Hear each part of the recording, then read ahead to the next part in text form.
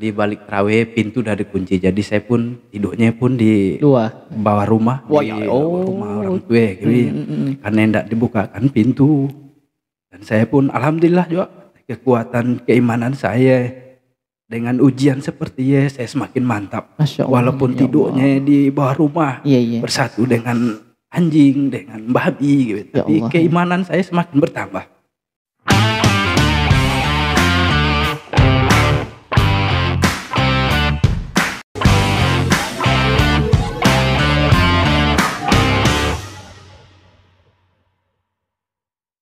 Oke, bismillahirrahmanirrahim. Assalamualaikum warahmatullahi wabarakatuh. Waalaikumsalam warahmatullahi wabarakatuh.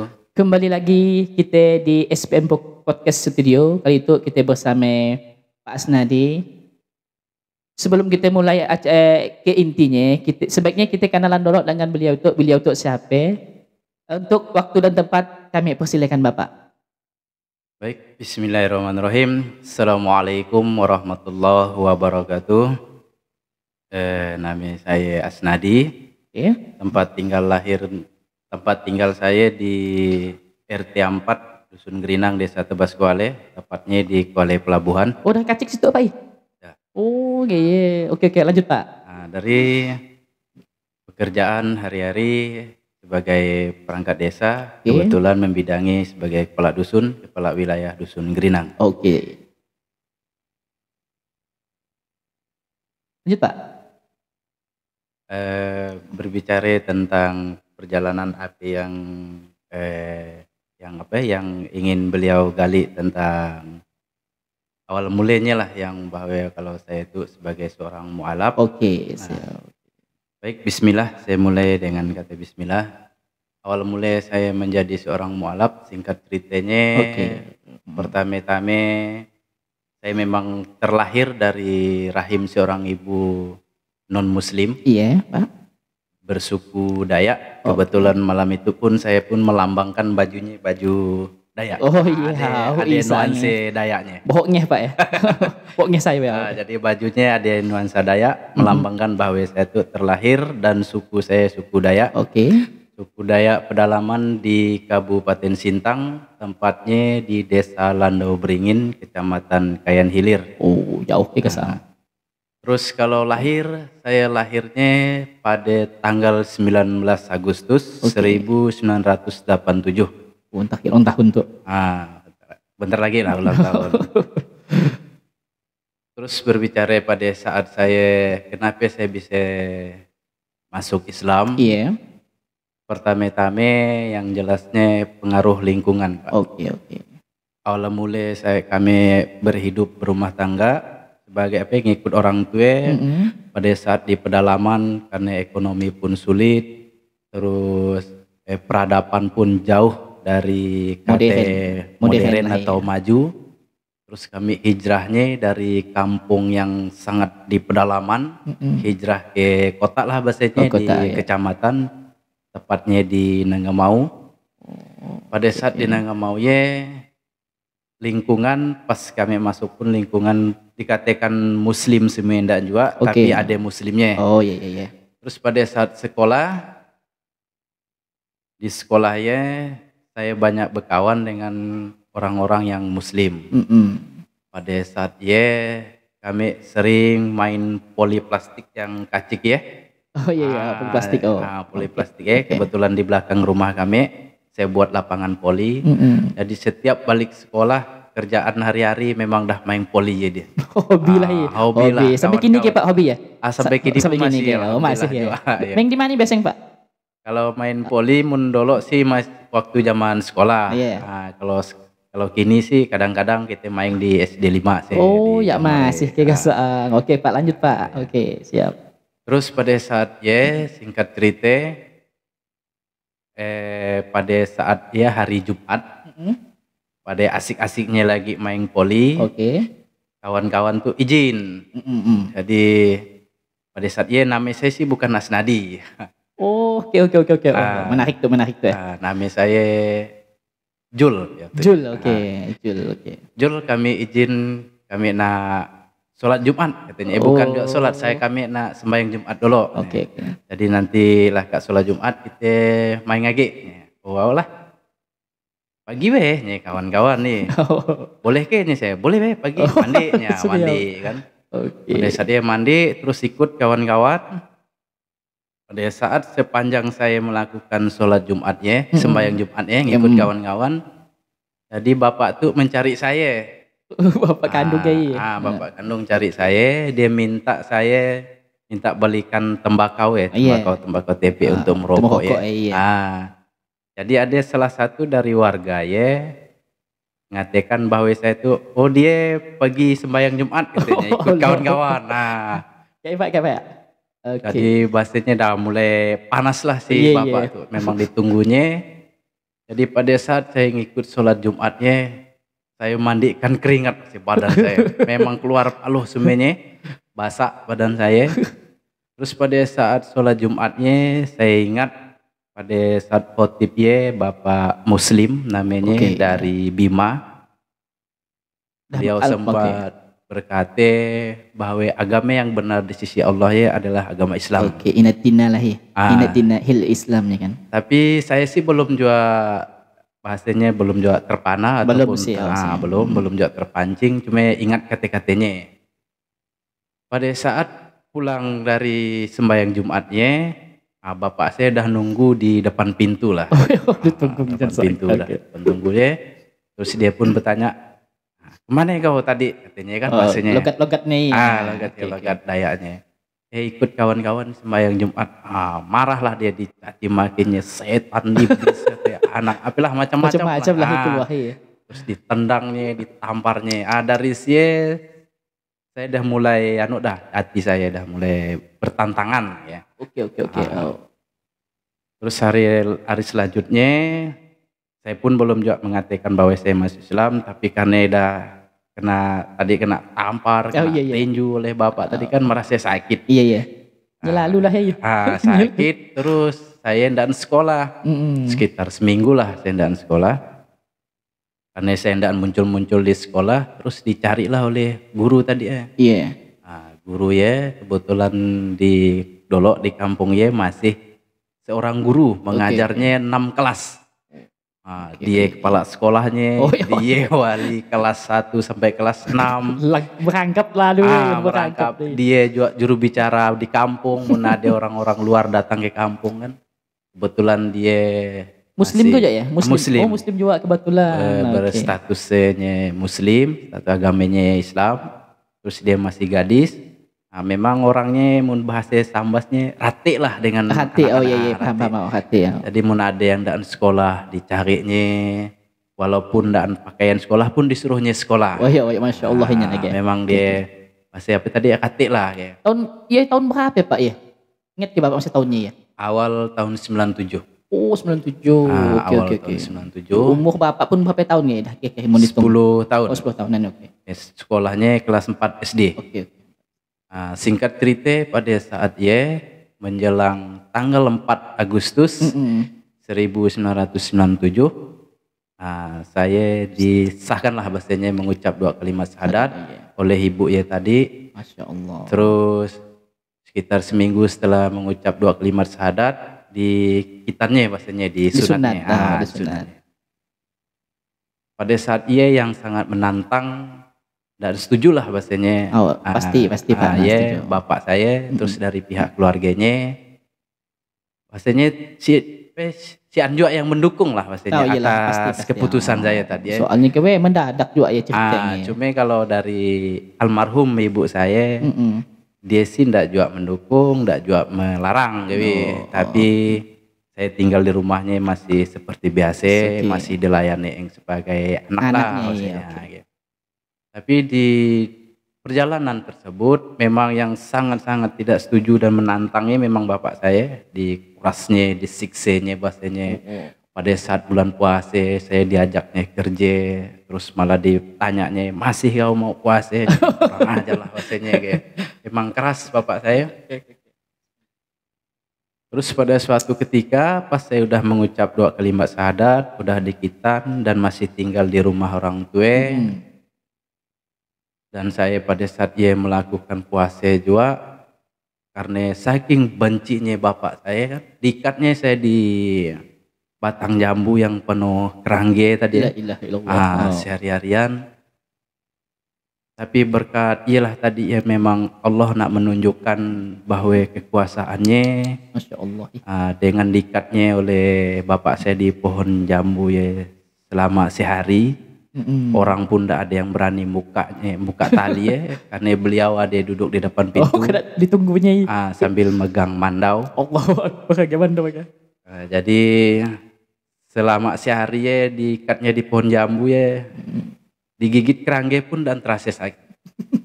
Dengan panas-panasnya kali ya. Dengan panas-panasnya. Padahal mun kita hari-hari biasa kena gigit kerangge, jangankan dah ribuan. Oh yo. Seko pun mungkin kita dah kesakitan. Allah pasti Pak ya. Tapi pada saat ya alhamdulillah kuasa Allah. Oh iya. Tidak ada yang sakit, bahkan badan pun dan juga merah-merah. Masya Allah. Dengan kejadian ya, maka hati saya itu semakin mantap untuk menjalani pilihan saya sebagai seorang muslim. Terus di bulan puasa kan kita tarawih HPI. Jadi balik tarawih pintu udah dikunci, jadi saya pun tidurnya pun di bawah rumah. Rumah orang tua karena tidak dibukakan pintu. Dan saya pun alhamdulillah juga kekuatan keimanan saya dengan ujian seperti ya, saya semakin mantap. Walaupun tidurnya di bawah rumah, bersatu dengan anjing, dengan babi gitu. Tapi keimanan saya semakin bertambah. Alhamdulillah semakin hari puasa saya pun tidak pernah tinggal, Pak. Tarawih saya selalu ikut. Apapun yang orang lakukan yang kebaikan pun selalu ikut. Bahkan orang-orang yang lingkungan masjid ya selalu mendukung saya. Bahkan pada saat sahur rata-rata mencari saya. Makan bang, makan. Tinggal saya milih mana yang mau lah. Tapi orang-orang di lingkung masjid ya rata-rata carilah kalau pada saat jam sahur ya mencari saya. Kadang-kadang disuruhnya tidur di masjid. Karena salah satu dari warga di lingkungan masjid ya mengetahui kalau saya itu tidur di bawah rumah lah. Allahu Akbar. Alhamdulillah juga. Tapi dengan kekuatan iman kita, Allah pun dah memberi pilihan yang terbaik.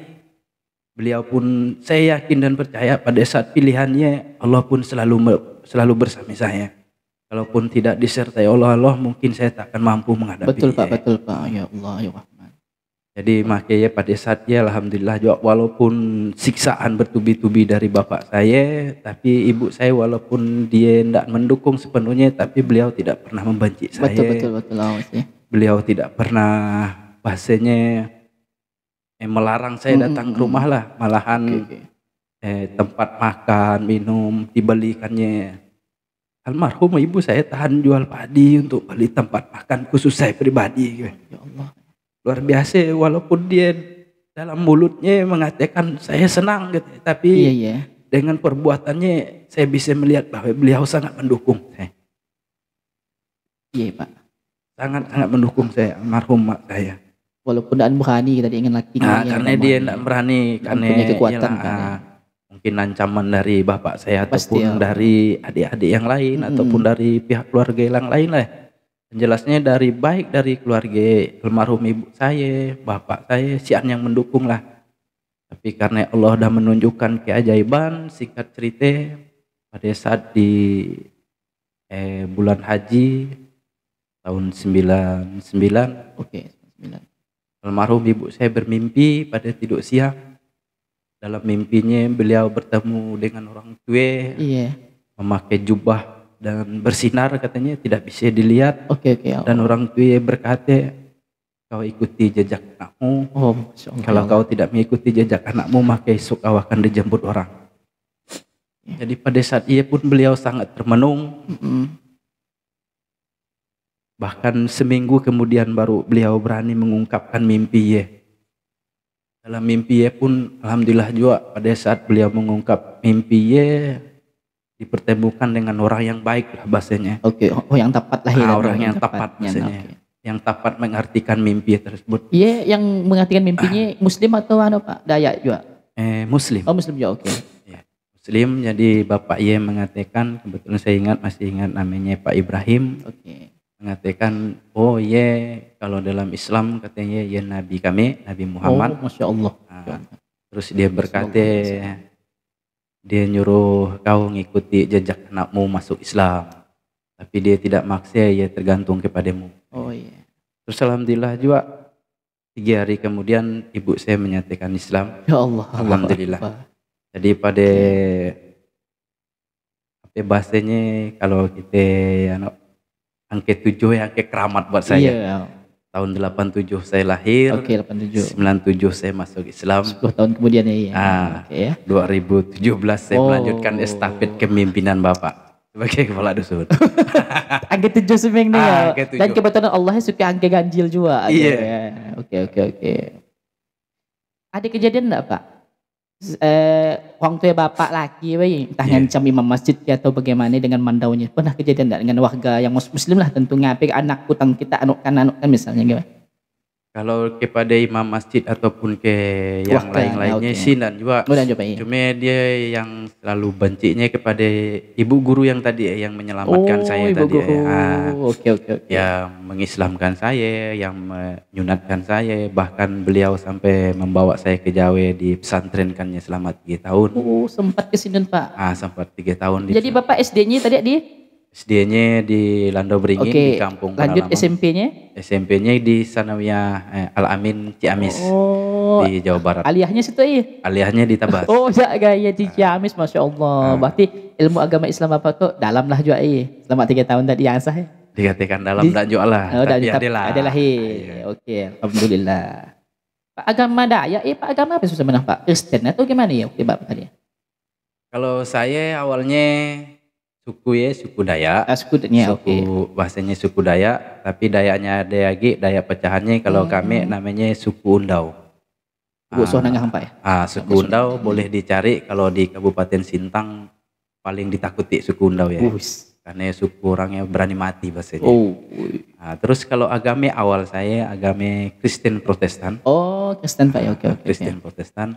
Tapi dari sejak sebelum saya masuk Islam, pada saat saya memeluk agama Kristen Protestan, saya memang dah aktif di bidang agama. Ada namanya kalau di kami di Kristennya namanya, kalau di Protestan lah namanya, ada muda-mudi gereja namanya. Jadi setiap hari Minggu ya ada sekolah Minggu, diajarkan untuk menyanyi, untuk disiplin, baca-baca kitab, mendalami kitab lah kayak. Saya pun aktif juga di sini. Bahkan kalau ada malam Minggu setelah sembahyang Minggu kan ada kegiatan namanya seninya. Seni ya. Jadi tari jadi dulu Suhajo ikut tari yang lagunya Maju Tak Gentar lah pastinya. Diajar oleh orang di gereja ya tadi. Bisa contohkan ke Pak? Supaya tahu saya suah nanggak di Hosana gitu. Mungkin dia dah lama kali kalau di situ enggak tahu lah gimana penerapannya. Oke, Pak. Lalu Pak, bagaimana perasaan Bapak setelah Bapak masuk Islam Pak? Oke. Perasaan Bapak ya?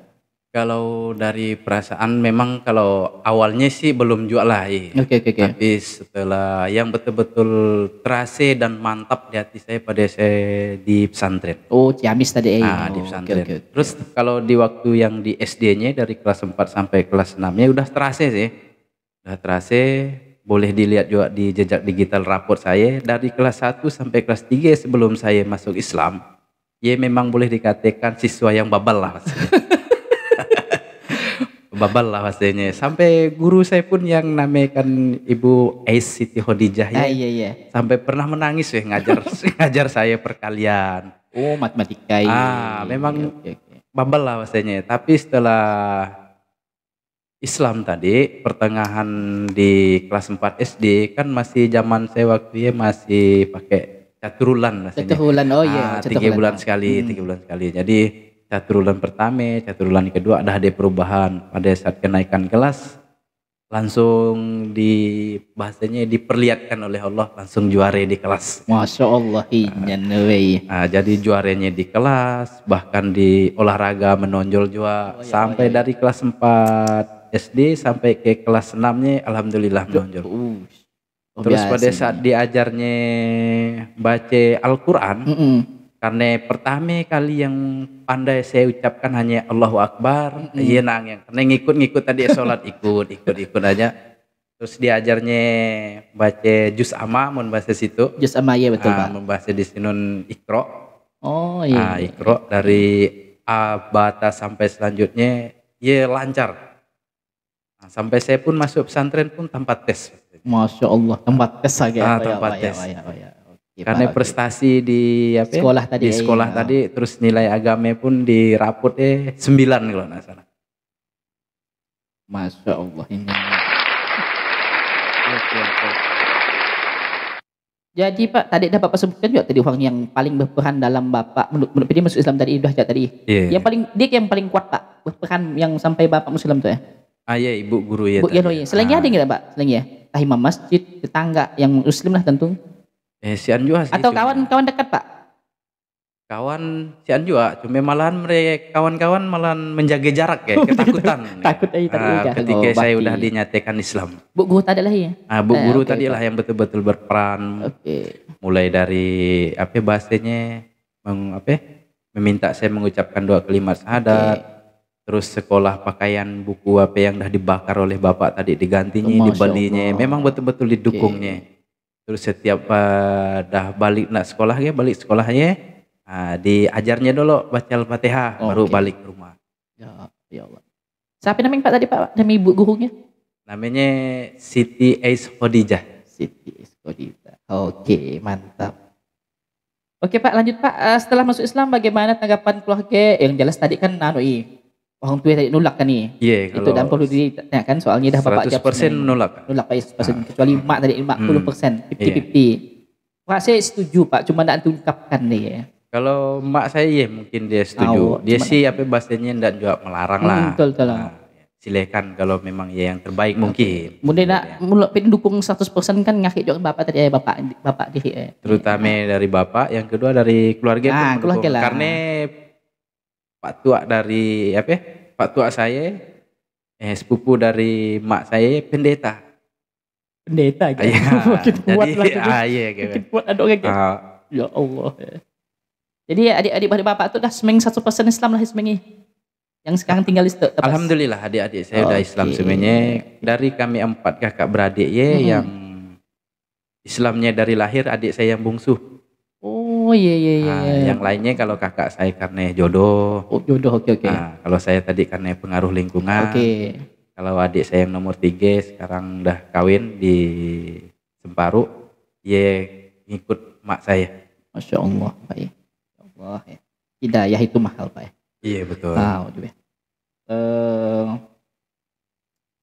Saya nanya Pak, sebelum Bapak saya nanya riwayat pekerjaan Bapak loh. Pekerjaan Pak sebelum ke kepala dusun. Kalau ke tempat sekolah ke APK langsung gimana Pak? Iya. Kalau pekerjaan sama juga dengan saya memeluk Islam tadi, penuh dengan tantangan, penuh dengan perjuangan.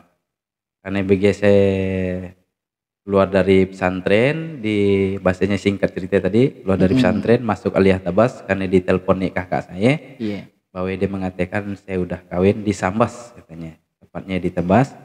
Silakan ikut kakak, dan dampingi kakak pun dah masuk Islam katanya.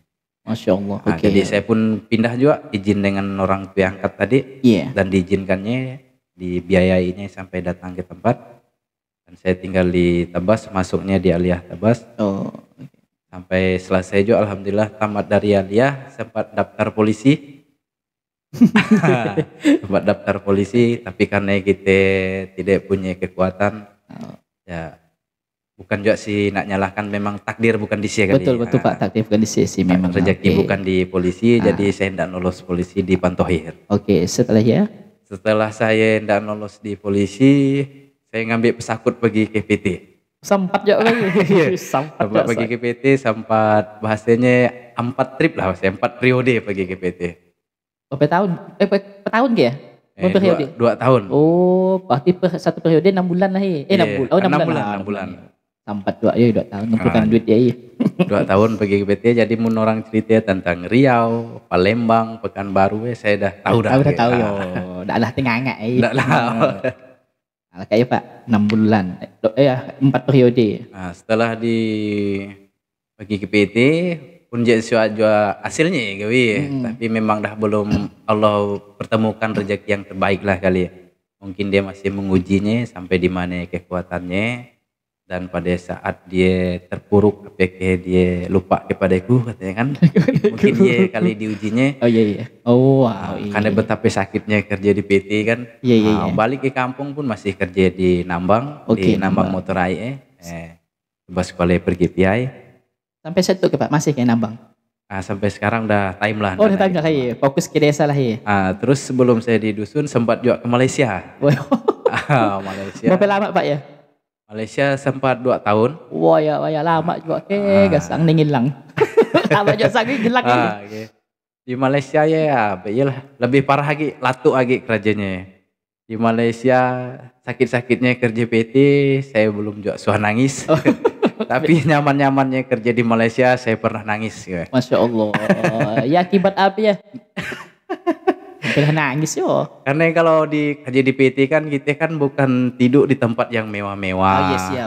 Memang di atas tanah lah, berlantaikan tarpal. Ya Allah. Tidurnya di atas tarpal, atapnya pun tarpal juga. Tapi kalau di Malaysia kan tidurnya mewah di mes, siapkan mes. Terus makannya mewah, nak daging ke, minuman pun nak air kaleng ke. Memang mewah lah. Boleh tanya lah kawan-kawan yang dah di Malaysia ya. Cuma karena saya bukan orang bahasanya kajiannya bukan kajian TKI. Iya. Memang cari kajian bukan untuk kan nak lama-lama gitu ya. Iya betul lah. Pengalaman nangnya Pak. Jadi pada saat ya kan memang di penghujung tahun, tepatnya di bulan 12. Pas Natal dan tahun baru, musim penghujan juga. Jadi pada saat di Malaysia kalau di penghujung tahun, kalau tidak salah mulai dari Agustus sampai Desember ada namanya pemutihan. Oh iya. Jadi orang-orang yang bukan TKI memang dikejar oleh polis. Oke, sip. Dikejar oleh polis. Jadi pada saat kami kan kerjanya kerja di bangunan. Pada saat kerja bangunan ini memang diincar oleh polis. Kerja bangunan, kerja welding yang mulah kapal ya. Iya. Lah yang gatah, nangkal. Ia memang dicari oleh polis Malaysia ya. Udah dicoba speng Alhamdulillah belum. Oh belum. Cuma kerja bangunan. Oh bangunan. Oke bangunan. Selama 2 tahun jadi pada saat dikejar polisi pagi jam 3 sore kami dah time kerjanya. Jam 3 sore dah time, dah mandi, bekamas, makan, dah mulai masuk ke hutan, tidur di hutan gitu ya. Jadi pada saat dibantai hujan. Ya Allah. Hujannya dari jam 10 malam sampai jam 4 subuh. Allahu Akbar. Oh indah ilallahnya sajuk luar biasa. Di sinilah saya sempat menangis sakitnya cari rezeki ya Jadi betobat sih ndak jual lah nak ke Malaysia Tapi kalau bisa memang nak ke Malaysia memang TKI dah TKI. Surat menyurat lengkap lah tentunya. Lengkap. Mun kita lengkap kan ada juga kita sumbang sih ke negara. Betul lah. Visa lah pahlawan devisa namanya. Betul.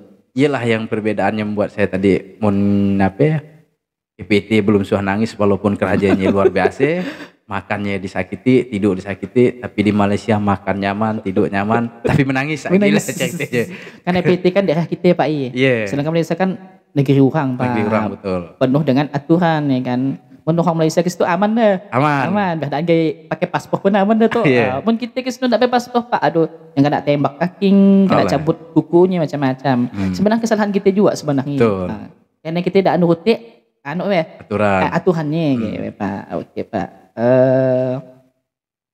Mungkin nak saya tanya ini Bapak masih dah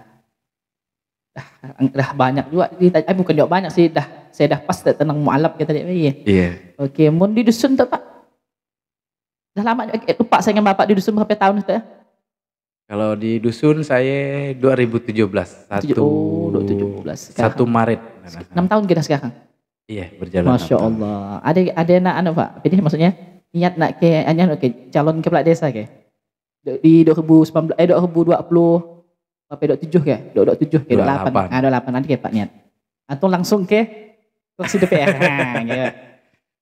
yang jelasnya pertama kita sebagai muslim tentu jangan lupa bersyukur lah betul Pak. Jangan lupa lupa bersyukur, tapi dalam hal kita jangan lupa bersyukur tentu kita ingin perubahan. Iya sih. Kan tidak akan mungkin kita selama-lamanya bahasanya jelas tadi nak selama-lamanya KJPT, nak selama-lamanya di Malaysia, nak selama-lamanya nambang kan ya tetap ada perubahan. Masya Allah. Jadi kalau berbicara niat sih insya Allah ada, cuma belum dah gile gitu. Insya Allah ada niat untuk maju di Pilkades. Tidak tahulah di Tebas Kuala atau di mana nanti. Soalnya bapak kan public speaking bagus. Di kanal masyarakat juga kan dah. Itu kan aman. Jadi modal dah ada gitu pak. Iya. Udah ada gitu. Yang penting public speaking. Dengan bapak modal yang sahuannya tadi ya. Ini Pak Pung ini juga saya nih. Rajin-rajin ngopi dengan kawan. Bagi sahuan ini modal saya nih. Iya. Menempatkan hati masyarakat tadi ya pak. Dan ia pun dah bapak miliki juga gitu ya. Pandai pantun pak ya. Kalau sebelum kita berakhir Pak, pantun selalu Pak baik. Pantun selalu Pak. Oke. Tapi kita saya tanyakan Pak, iya saya dah habis itu. Nak saya tanyakan oke lah. Pesan untuk anak Pak yang baru nak masuk Islam Pak.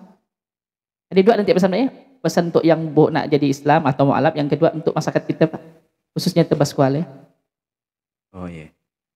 Khususnya kepada kawan-kawan yang baru masuk Islam ataupun statusnya mualaf, pastinya bukan bukan hanya sekedar memeluk Islam, tapi pada saat kita masuk Islamnya disumpah, yaitu mengucap 2 kalimat syahadat, bersaksi bahwa tiada Tuhan selain Allah dan Nabi Muhammad itu utusan Allah. Jangan sampai sumpahnya hanya sekedar di mulut, jangan hanya sumpahnya hanya sekedar diucap, tapi kita kerjakan apa yang dilakukan oleh Allah. Karena apa? Allah tidak akan mengecewakan hambanya pada saat hambanya ingin memperbaiki hidupnya. Betul Pak, betul. Betul. Bagi kawan-kawan yang mualaf, tetap semangat. Karena pada saat perjalanan hidup saya memeluk Islam, walaupun saya bercerita singkat cerita, tapi rintangan dan tantangan yang saya hadapi sungguh luar biasa. Masya Allah, ya. Sampaikan bahwa ada seseorang sampai saat sekarang walaupun beliau udah meninggal, tapi kata-katanya sungguh luar biasa, masih saya ingat. Masih melekatnya. Bahwa seorang non muslim menyatakan dirinya masuk Islam pada saat bersumpah mengucap 2 kalimat syahadat, ya ibaratkan kertas bersih luar biasa. Jadi jangan sampai kita kotori kertas kita. Kita masuk Islamnya pada saat kita dinyatakan udah masuk Islam seperti sendok yang jatuh ke dalam lumpur. Jadi sendok udah jatuh ke dalam lumpur kan kotornya luar biasa. Betul, tapi kita diselamatkan dan dibersihkan. Luar biasa. Harus bersyukur karena apapun kesalahan dan kehilapan kita pada saat kita meluk Islam, ia bukan Allah membenci kita, tapi ia cobaan buat kita.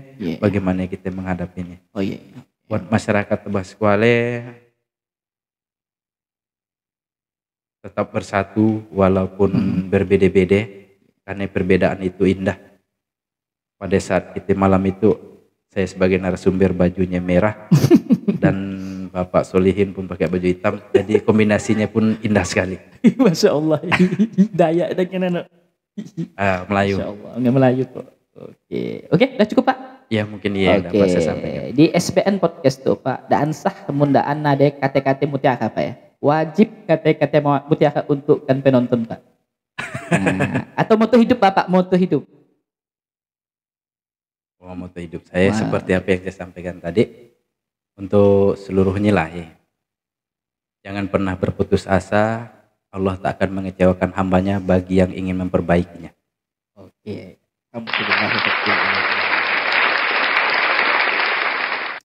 Oke, saya rasa dah cukup juga Pak Demikian podcast malam itu guys. Akhir kata Pak Taufik jual kopiah dipakai untuk sholat subuh. Wabillahi taufiq wal hidayah. Assalamualaikum warahmatullahi wabarakatuh. Waalaikumsalam warahmatullahi wabarakatuh. Asik Pak.